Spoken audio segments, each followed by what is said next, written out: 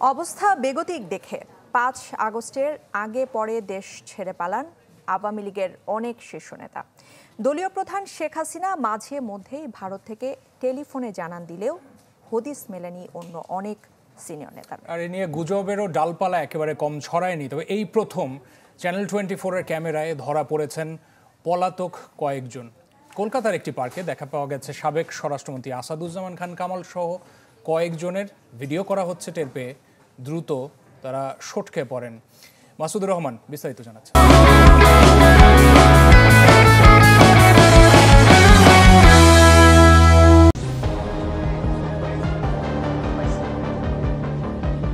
৫ August পদত্যাগ করে দেশ ছেড়ে পালিয়ে যান শেখ হাসিনা। এরপর একে একে গ্রেপ্তার হতে থাকেন আওয়ামী লীগের শীর্ষ নেতারা। তবে অধিকাংশ আওয়ামী লীগ নেতা গা ঢাকা দেন। নানা গুজব আর কথার ডালপালায় অধিকাংশ পলাতক আওয়ামী লীগ নেতার অবস্থান সম্পর্কেও কোনো তথ্য মেলেনি।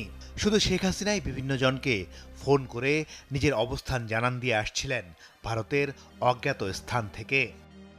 তো দূরে না, আমি খুব কাছাকাছি আছি। জি আপা, আমি চট করে ঢুকে পড়তে পারি। তবে এই প্রথম খোঁজ মিলল আওয়ামী লীগের কয়েকজন প্রভাবশালী নেতার। ২৮ সেপ্টেম্বর সন্ধ্যা ৭:৩০ কলকাতার ইকো পার্কে বসে আড্ডা দিচ্ছিলেন আওয়ামী লীগ সরকারের সবচেয়ে প্রভাবশালী মন্ত্রী আসাদুজ্জামান খান কামাল। মুখে শ্বেতশুভ্র সাদা দাড়ি, দূর থেকে দেখে চেনার উপায় নেই।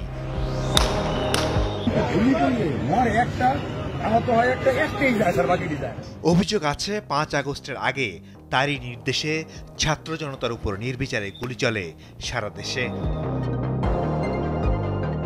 ইকো পার্কে রাতে সাধারণত কলকাতার স্থানীয়রা আড্ডা দেওয়ার সুযোগ পান, সাথে ডিনারের সুযোগ। নিরাপদ ভেবে সেখানে বসেই আড্ডা দিচ্ছিলেন সাবেক স্বরাষ্ট্রমন্ত্রী, সাথে ছিলেন আওয়ামী লীগ নেতা অসীম কুমার উকিল, অপু উকিল ও হাজি সেলিমের ছেলেসহ কয়েকজন নেতা। তবে এ আড্ডা বেশিক্ষণ স্থায়ী হয়নি। কিছু বাংলাদেশি জড়ো হওয়ায় দ্রুতই সটকে পড়েন তারা। তবে ভিডিও করতে বাধা আসে কিছু অপরিচিত মানুষের কাছ থেকে।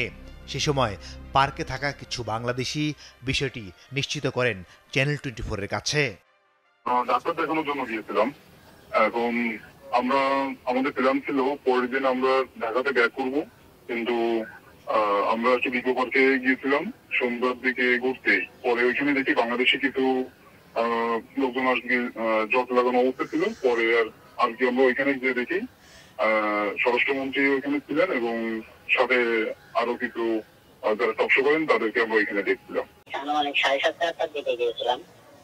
তো ওখানে রাতে রাতে খাওয়া দাওয়ার জন্য দেখি ওখানে অনেকটা একটু জটলা মতো আর কি ছিল। ওখানে আমরা যে দেখি সাবেক স্বরাষ্ট্রমন্ত্রী বাংলাদেশের আসাদুজ্জামান খান কামাল ওখানে ছিলেন, আর ওনার সাথে ছিলেন অসীম কুমার উকিল ও অপু উকিল। হ্যাঁ, এই কারণে অনেক লোকজন ওখানে ভিড় ছিল আমরা দেখি। পরবর্তীতে ওনারা কি খুব বেশিক্ষণ ছিলেন না, তাড়াতাড়ি এখান থেকে আপনি সরে যান। পার্কের দায়িত্বে থাকা ব্যক্তিরা বললেন বাংলাদেশিরাও ইকো পার্কে বেড়াতে আসেন, তবে এখন সংখ্যায় কম। বিদেশি আছে, আগে খুব আসতো, এখন বিদেশি একটু কমে গেছে। বাংলাদেশ থেকে কেমন লোক আসে? বাংলাদেশে মোটামুটি আসে।